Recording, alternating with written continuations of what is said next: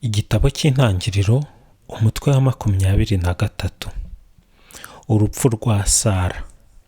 Aburahamu agura ubuvumo azamuhambamo. Sara yabayeho imyaka 127. Sara yapfiriye i Kiriyati Haruba, ariyo Heburoni, mu gihugu cya Kanahani. Aburahamu aramuririra, aramwiraburira. Hanyuma arahaguruka ava ku murambo we ngo ajye kumvikana na bene Heti. Nuko arababwira ati, ndi umusuhuke n'umushyitsi muri mwe, nimumpe ikibanza cyo guhambamo umuntu wanjye witahiye. Bene Heti basubiza Aburahamu bamubwira bati, shobuja, umva icyo tukubwira. Imana yakugize umuntu ukomeye muri twe. Uhamba umuntu wawe mu mva uri buhitemo mu mva zacu zose.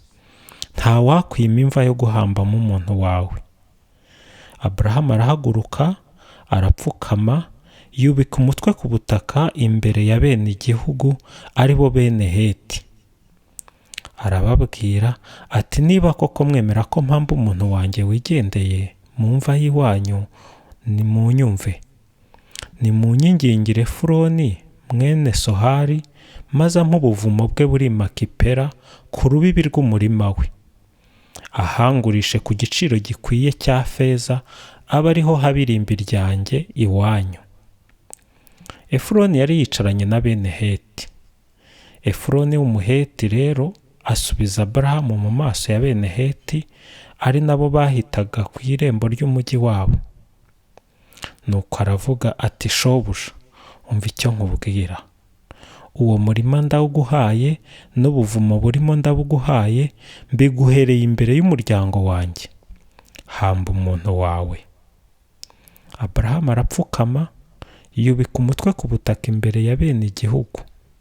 Abwira Efuroni, bene igihugu bamwumva ati, ndakwinginze, umva icyo nkubwira.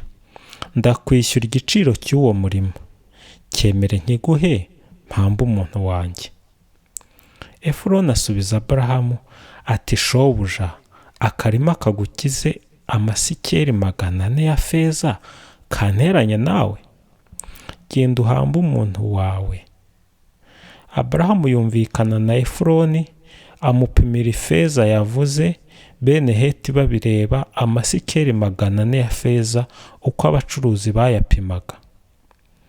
Nuko umurima wa Efuroni wari i Makipera ahareba imambure, uwo n'ubuvumo burimo n'ibiti byose byari biwuzitiye bibi bya Aburahamu.